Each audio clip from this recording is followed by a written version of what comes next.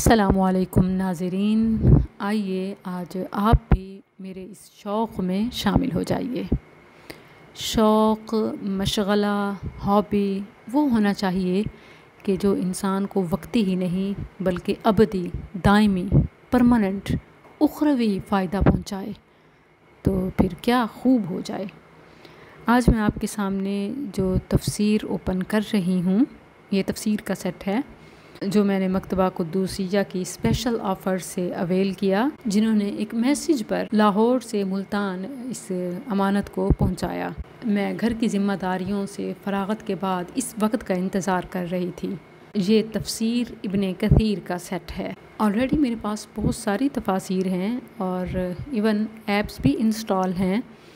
Short time میں پسند کرتی ہوں کہ موبائل سے اوپن کیا، سفر میں ہے، حضر میں ہے، یا ایون تھوڑا سا کہیں ٹائم مل جائے تو آپ آسانی سے پڑھ سکتے ہیں، تو ایپ بیسٹ ہوتی ہے فار شارٹ ٹائم۔ لیکن لانگ ٹائم کے لیے ایک چائے کا کپ ہو یا می ٹائم ہو، آپ ہوں اور کتاب ہو، تو اس سے بہتر ساتھی اور کوئی نہیں ہو سکتا۔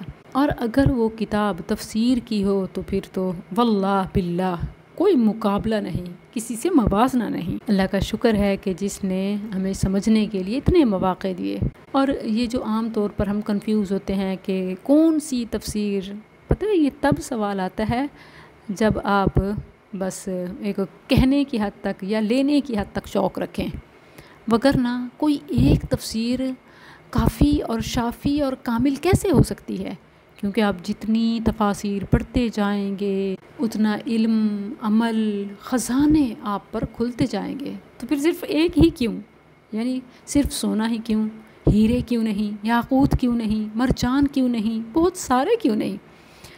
لوگ کپڑے لینا، خاص طور پر خواتین اپنی جیولری، سوٹ، ڈریسز اور گھریلو ڈیکوریشن کی چیزیں، برتن، مختلف چیزیں لینا پسند کرتی ہیں، سیل کے انتظار میں ہوتی ہیں، گھر کو بھر دیتی ہیں۔ لیکن آنیسٹلی میں آپ کو بتاؤں، شاید ایک وقت میں بھی ایسے ہی تھی، اللہ مجھے معاف کرے، لیکن میں نے ان سب سے توبہ کر لی۔ اچھا، نہ صرف یہ کہ آئندہ سے توبہ کی، بلکہ آلریڈی جو میرے پاس اضافی چیزیں تھیں، شاید میں کہتی ہوں کہ ایک اینٹ جتنی جگہ نہ ہو کہ جس پر کوئی لغو اور اسراف نہ ہو۔ لیکن میں نے جب توبہ کی تو میں نے اپنے گھر کو سب سے پاک کر دیا۔ اب مجھے جو پسند ہے یا جو سین ہے وہ یہ کہ بس ایک سادہ سا کمرہ ہو جس میں ایک چھوٹا کارپٹ یا چارپائی ہو اور کتابیں ہوں، کیونکہ گھر میں جتنی زیادہ چیزیں ہوں گی آپ کو گھر کو اتنا زیادہ وقت دینا پڑے گا۔ زیادہ وقت دیں گے تو پھر اس کے لیے وقت کہاں بچے گا؟ اگر آپ بھی یہ شوق پالنا چاہتے ہیں تو سب سے پہلے اپنے گھر کو فضولیات سے، اسراف سے پاک کیجئے، تب یہ سب آپ کے دل تک جا پہنچے گا اور کوئی چیز مانے نہیں ہوگی۔ اور اس پر تو بالکل پریشان نہ ہوا کریں کہ کون سی تفسیر۔ یقین کریں کہ یہ سوال صرف تب تک ہوتا ہے جب تک آپ دور ہوتے ہیں۔ جب آپ پڑھنا شروع کرتے ہیں تو پھر ایک آپ کے لیے کافی بالکل نہیں ہوتی، پھر آپ چاہتے ہیں کہ میں اس کو اور تفسیر میں بھی پڑھوں کہ کس طرح بیان کیا گیا، اور میں بھی، اور جو سب سے صحیح ہوتی ہے وہ دل میں اتر جاتی ہے۔ اللہ کا کلام ہے نا، اللہ رہنمائی کرتا ہے، فَسَنُيَسِّرُهُ لِلْيُسْرَىٰ۔ اللہ ہدایت کی جستجو، نیکی کے متلاشی کے لیے راستوں کو آسان کرتا ہے اور منزل تک ضرور پہنچاتا ہے۔ یہ وہی بات ہے کہ آنکھ اوجل پہاڑ اوجل۔ جب آپ غوطہ زن ہی نہیں ہوں گے تو آپ کو تو وہ دور محسوس ہوگا، حالانکہ وہ ہوتا نہیں ہے۔ لیکن پھر بھی میں آپ کی آسانی کے لیے آپ کو کچھ تفاسیر ریکمینڈ کر دیتی ہوں، جن کی میں گواہی دیتی ہوں کہ انشاءاللہ آپ حق پر رہیں گے، سیدھے راستے پر رہیں گے انشاءاللہ۔ اچھا، جن کا میں نام نہ لے سکوں وہ بھی مائنڈ نہ کریں، ٹھیک ہے؟ کیوں ظاہر ہے کہ سب کا نام لینا تو ممکن ہی نہیں ہے، اور پھر میں اردو لینگویج کی بات کر رہی ہوں، ٹھیک ہے؟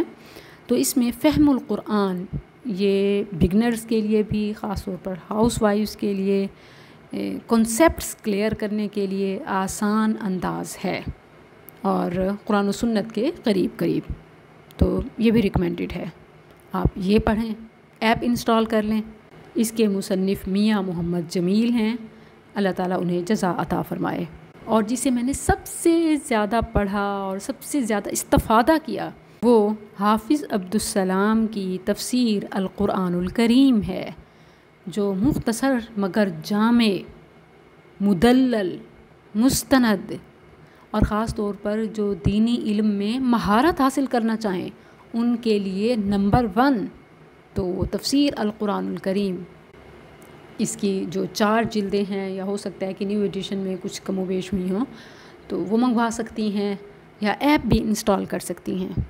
بائی دا وے یہ تمام ایپس میں بھی ہیں، لیکن میری ترجیح یہ ہوتی ہے کہ جب کچھ زیادہ ٹائم ہو تو کتاب اوپن کروں اور اس سے پڑھوں، تو میری تو ترجیح یہی ہوتی ہے۔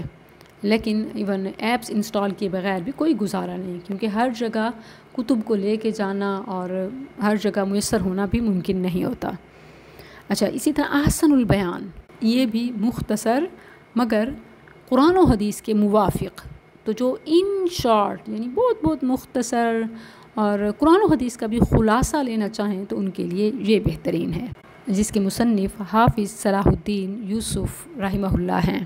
اور ہمارے وہ بچے کہ جو اپنی دنیاوی تعلیم میں اسٹرگلنگ میں ہیں اور ان کے پاس ٹائم بھی نہیں ہے، مگر ساتھ ساتھ وہ دین کو بھی پڑھنا اور سمجھنا چاہتے ہیں، تو ان کالج یونی بچوں کے مائنڈ اور ٹیسٹ کو جس مصنف نے سب سے زیادہ سمجھا، ان کی زبان میں انہیں جواب دیا، وہ عبدالرحمن کیلانی ہیں، کہ جن کی تصنیف تیسیر القرآن ہے۔ یہ بھی آپ اپنے مطالعہ میں رکھ سکتے ہیں۔ تو یہ وہ ہیں کہ ان کو الحمدللہ میں خود پڑھ چکی ہوں، بلکہ انہیں پڑھا بھی چکی ہوں۔ الحمدللہ اللہ عز و جل استقامت عطا فرمائے۔ اور اب امام ابن کثیر کی تفسیر القرآن العظیم کا جو نیو طبع ایڈیشن ہے وہ مکتبہ قدوسیہ آ چکا تھا۔ جیسے ہی میں نے دیکھا تو میں نے فوراً سے منگوایا اور اب آپ کے سامنے اوپن کیا۔ اللہ عز و جل اسے آپ کے علم و عمل کا ذریعہ بنائے۔